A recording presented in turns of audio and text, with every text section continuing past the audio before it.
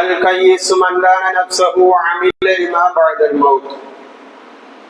رب اشرح لي صدري ويسر لي امري واحلل عقدة من لساني يفقهوا قولي.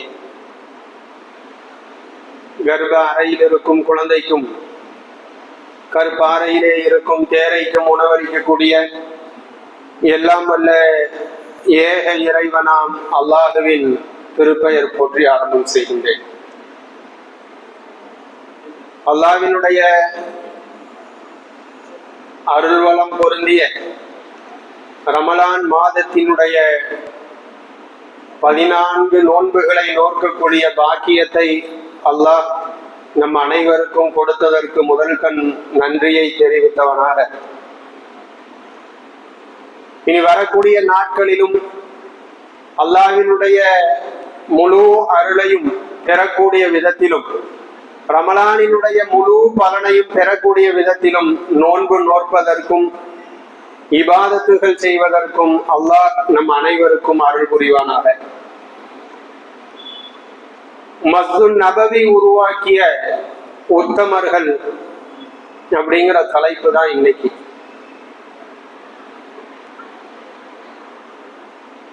மஸ்ஜித் நபவி ஏறத்தாழ 1,00,000-க்கும் மேற்பட்ட சஹாபாக்களுக்கு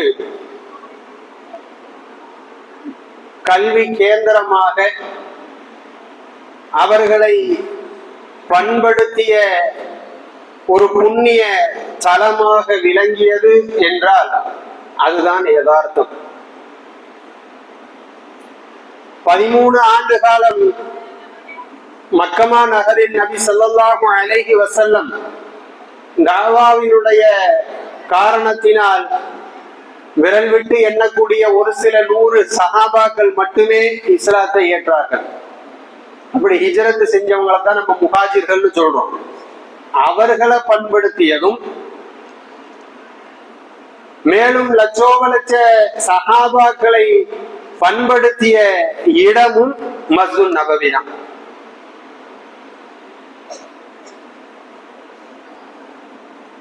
வரலாறுகள், அரேபிய வரலாறை எடுத்துக்கிட்டா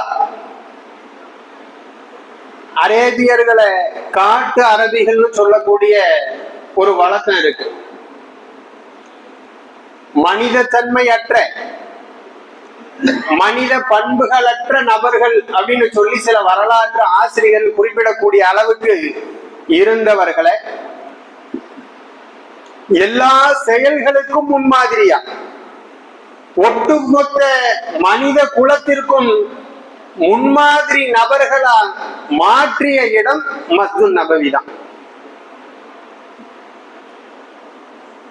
அல்லாஹ்வினுடைய அன்பை பெறக்கூடிய நபர்களாகவும், அல்லாஹ்வினுடைய மார்க்கத்திற்காக தியாகம் செய்யணுமா அதுல முன்னுதாரணமாகவும், அல்லாஹ்வினுடைய கல்வியை தேடக்கூடியவர்கள முன்னுதாரணமாகவும், உலக பற்றற்ற தன்மையில முன்னுதாரணமாகவும், நல்ல ஒழுக்க பண்புகள்ல முன்னுதாரணமாகவும், இப்படி என்னென்ன நல்ல காரியங்கள் இருக்கோ அத்தனைக்கும் முன்னுதாரணமா புடம்போட்ட தங்கங்களா சஹாபாக்கள் மாறியதற்கு ஒரு முக்கிய தலமா அமைஞ்சது மஸ்ஜித் நபவி தான்.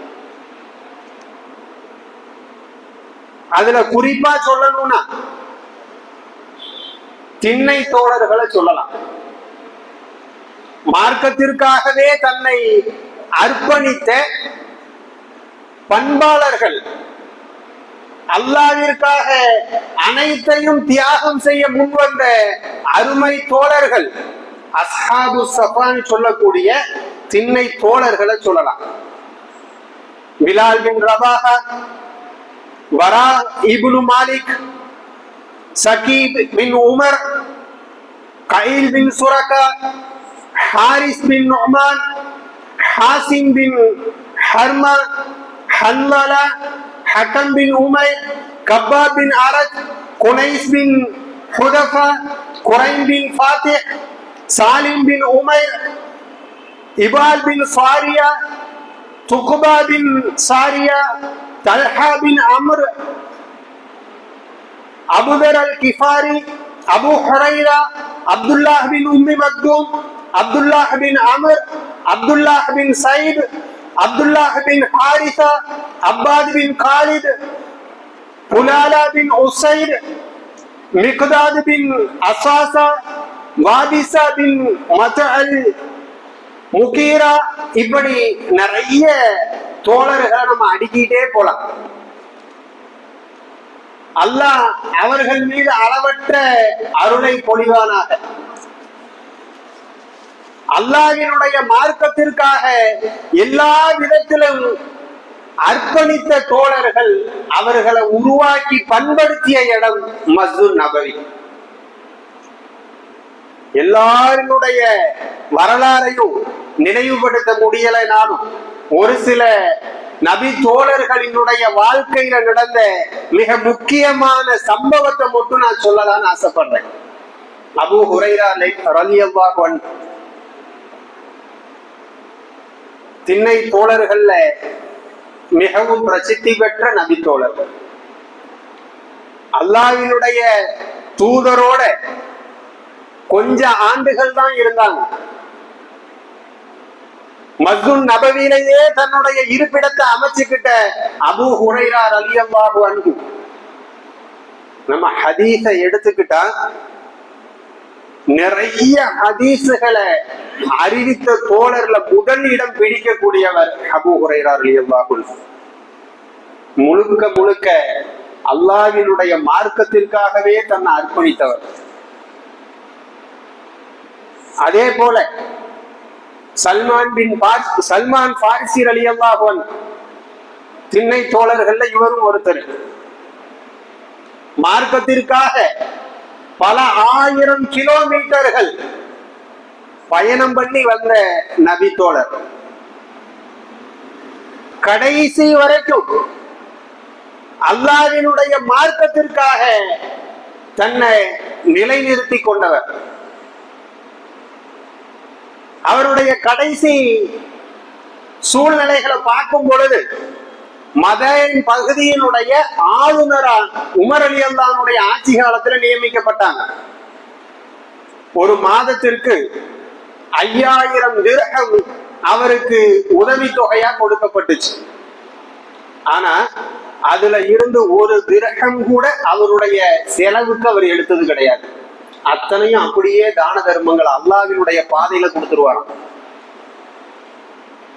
5000 திர்ஹமத்தையும் அவங்க அல்லாஹ்வினுடைய பாதையில செலவழிச்சுட்டு பாய் பின்னி அதை வித்து அதுல இருந்து வரக்கூடிய வருமானத்துல தன்னுடைய தேவைகளை நிறைவேற்றிக்கிட்டாங்க. ஆளுநர் தானே, மதையன் பகுதியினுடைய ஆளுநர். மக்கள் எல்லாம் எப்படி இருக்கிறாங்கன்னு பாக்குறதுக்கு அவங்க அப்படியே கடை வீதிகளுக்கு வலம் வரும் பொழுது வெளியூர்ல இருந்து வந்த வியாபார கூட்டம் ஏதோ கூலி தொழிலாளி போல தெரியுது. என்னுடைய சுமையை தூக்கிட்டு வந்தா இவ்வளவு கூலி தரேன்னு விலை பேசுவாங்களாம். சல்மான் பாரிசி ரலியல்லாஹு அன்ஹு அந்த சுமையை தூக்கிட்டு கடைவீதி வரைக்கும் கொண்டு போய் கொடுத்ததுக்கு கூலியும் வாங்குவாங்களாம். யாரு? அந்த பகுதியினுடைய ஆளுநர். அந்த அளவிற்கு உலக பற்றற்ற தன்மையில சிறந்து விளங்கியவர்கள் தான் சல்மானுல் பாரிசி ரலியல்லாஹு அன்ஹு. அவர்களை புடம்போட்ட சங்கங்களா மாற்றியது மஸ்ஜித் நபவி தான். அதே போல ஸைத் பின் சாபித் ரலியல்லாஹு அன்ஹு நபி ஸல்லல்லாஹு அலைஹி வஸல்லத்தினுடைய மொழிபெயர்ப்பாளர்னு சொல்லக்கூடிய அளவிற்கு ரொம்ப நெருங்கி ஸல்லல்லாஹு அலைஹி வஸல்லத்தோட இருந்தவர். 17 வயசுல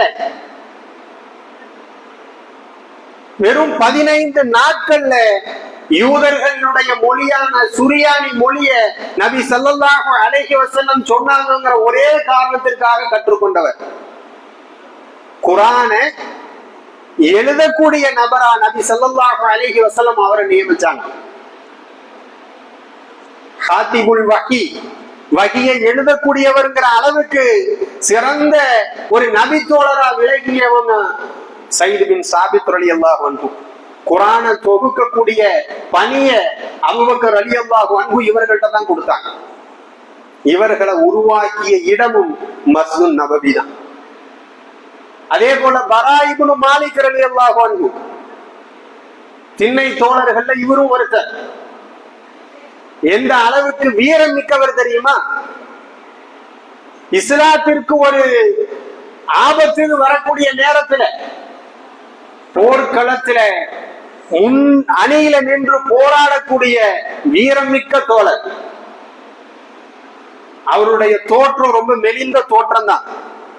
ஆனா அவருடைய தியாகம் வார்த்தைகளால வடிக்க முடியாத அளவிற்கு அளப்பெரும் தியாகத்திற்கு சொந்தக்காரர் தான் பரா இப்னு மாலிக் ரலியல்லாஹு அன்ஹு. பொய்யன் முசைலமாவை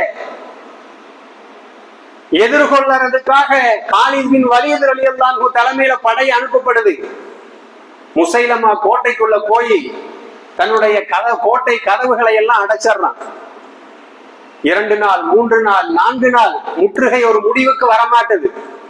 கோட்டை கதவை எப்படி திறக்கிறதுன்னு தெரியல, அதற்குண்டான வழி தெரியல. பரா இப்னு மாலிக் ரலியல்லாஹு அன்ஹு முன் வர்றாங்க. என்ன தெரியுமா சொன்னாங்க? என்ன கோட்டையினுடைய கதவினுடைய உள்பகுதியில விழற மாதிரி என்ன தூக்கி கோட்டைக்குள்ள வீசுங்க, நான் எப்படியாவது கதவை திறந்து விட்டுறேன். நான் எல்லாரும் ஒரு நிமிஷம் ஆடி போய் பாக்குறாங்க, எப்படி இது சாத்தியமாகும்? கோட்டைக்கு பலமான பாதுகாவல் இருக்குமே, இவரை தூக்கி உள்ள போடுறதுங்கிறது அது இவரை நாமே கொண்டு போய் அவர்களிடம் கொலை கொடுக்கதற்கு சமமானதாச்சே அப்படின்னு யோசிக்கக்கூடிய நேரத்துல பரா இப்னு மாலிக் ரலியல்லாஹு அன்ஹு சொல்றாங்க, நம்ம வந்தாச்சு, முசைலமாங்கிற இந்த பொய்யனை கொல்லாம போக கூடாது, என்ன ஆனாலும் சரி என்ன தூக்கி உள்ள போடுங்க. நாங்க கோட்டையினுடைய கதவிற்கு உட்பகுதியில விழற மாதிரி தூக்கி போடுறாங்க. பல வெட்டு காயங்களோட கோட்டை கதவை திறந்து விட்டு முசைலமாங்கிற பொய்யன் கொல்லப்படுறதுக்கு காரணமா இருந்தவர் பரா இப்னு மாலிக் ரலியல்லாஹு அன்ஹு. அப்படி வீரத்தினுடைய விளைநிலங்களா மஸ்ஜித் நபவி உருவாக்குனதை பார்க்கிறோம். அதே போல அம்ரு பின் ஜமூஹ் ரலியல்லாஹு அன்ஹு, இவர் அன்சாரி தோழர்கள்ல மிகவும் பிரசித்தி பெற்ற நபி தோழர். அல்லாஹ்வினுடைய பாதையில தன்னை அர்ப்பணிக்கணுங்கிறதுல ரொம்ப ஆர்வம் மிக்கவர். உஹது போர்க்களத்துல எதிரிகளுக்கு மத்தியில கடுமையான முறையில போரிட்டு ஷஹீதுமானாங்க. ஆனா அவர் ஒரு கால் ஊனமுற்றவர். கால் ஊனமுற்ற இருந்தாலும், என்னுடைய கால் ஊனமா இருந்தாலும் அல்லாஹ்வினுடைய பாதையில நான் உயிரை கொடுக்கணுங்கிறதுல உறுதியா இருந்து ஷஹீதுங்கிற அந்தஸ்தையும் பெற்றவர். அந்த அளவுக்கு உறுதிமிக்க தோழர்களை உருவாக்கிய இடம் மஸ்ஜித் நபவி. அதே போல கஅப் பின் மாலிக் ரலியல்லாஹு அன்ஹு, எவ்வளவு பெரிய ஆபத்துகள் வந்தாலும், எவ்வளவு பெரிய துன்பங்கள் அனுபவிச்சாலும் பொய் சொல்ல கூடாதுங்கிறதுல உறுதியா இருந்தவர். இன்னைக்கு ஏதாவது ஒரு ஆபத்து வருதுன்னா, ஏன் தன்னுடைய பேருக்கு ஒரு சின்ன களங்கம் வருதுன்னா ஈஸியா பொய்ய சொல்லிட்டு போயிடலாம். ஏன் களங்கம் கூட வேண்டாம், தனக்கு நல்ல பெயர் கிடைக்கணுங்கிறதுக்காக பொய் சொல்லக்கூடிய எத்தனையோ நபர்களை பார்க்கிறோம். ஆனா எவ்வளவு கஷ்டம் ஏற்பட்டாலும் சரி, அது எவ்வளவு பெரிய நெருக்கடியா இருந்தாலும் சரி, நான் உண்மையத்தான் பேசுவேங்கிறதுல உறுதியா இருந்த கஅப் பின் மாலிக் ரலியல்லாஹு அன்ஹு தபூக் போர்க்களத்துல போர்க்களத்திற்கு போகாம பின்தங்கிய 3 நபர்கள்ல ஒருத்தர். அல்லாஹுவே குர்ஆன்ல இவரை மன்னிச்சிட்டேன்னு சொல்லக்கூடிய அளவுக்கு சிறந்த நபி தோழர். அவரை பண்படுத்திய இடமும் மஸ்ஜித் நபவி தான். அபு அய்யூப் அல் அன்சாரி ரலியல்லாஹு அன்ஹு நபி ஸல்லல்லாஹு அலைஹி வஸல்லம் ஹிஜ்ரத் செஞ்சு வரக்கூடிய நேரத்துல கிட்டத்தட்ட 6 மாதங்கள் நபி ஸல்லல்லாஹு அலைஹி வஸல்லம் தங்கி இருந்த இடம் அபு அய்யூப் அல் அன்சாரி ரலியல்லாஹு அன்ஹு. இவர் சிறந்த விருந்தாளிங்கிற பெயர் பெற்ற நபர். யாரு வந்தாலும் அவர்களுக்கு விருந்து கொடுக்கிறதுல முன்னணியில நின்ற நபர். அவரை பண்படுத்தி உருவாக்கிய இடமும் மஸ்ஜித் நபவி தான். இப்னு அப்பாஸ் ரலியல்லாஹு அன்ஹு இன்றைக்கு குர்ஆனுக்கு தஃப்சீரா, அதுல எல்லா தஃப்சீர்களையும் இவருடைய வார்த்தை இடம்பெறாம இருக்காது. அந்த அளவிற்கு அறிவு களஞ்சியமா விளங்கிய இப்னு அப்பாஸ் ரலியல்லாஹு அன்ஹு அவர்களை உருவாக்கிய இடமும் மஸ்ஜித் நபவி தான். இப்படி அடுக்கிட்டே போலாம். ஏகப்பட்ட சஹாபாக்கள், ஏன் ஏறக்குறைய எல்லா நபி தோழர்களும் தன்னை ஒரு நல்ல முக்மினா, அல்லாஹ்விற்காக தன்னை அர்ப்பணிக்கக்கூடிய ஒரு நல்ல முஸ்லிமா, அல்லாஹ்விற்காக தன்னை அர்ப்பணிக்கக்கூடிய ஒரு நல்ல மனிதரா தன்னை உருவாக்க பயன்படுத்திய இடம் மஸ்ஜித் நபவி தான் அப்படிங்கறதான் நம்ம பார்க்கிறோம்.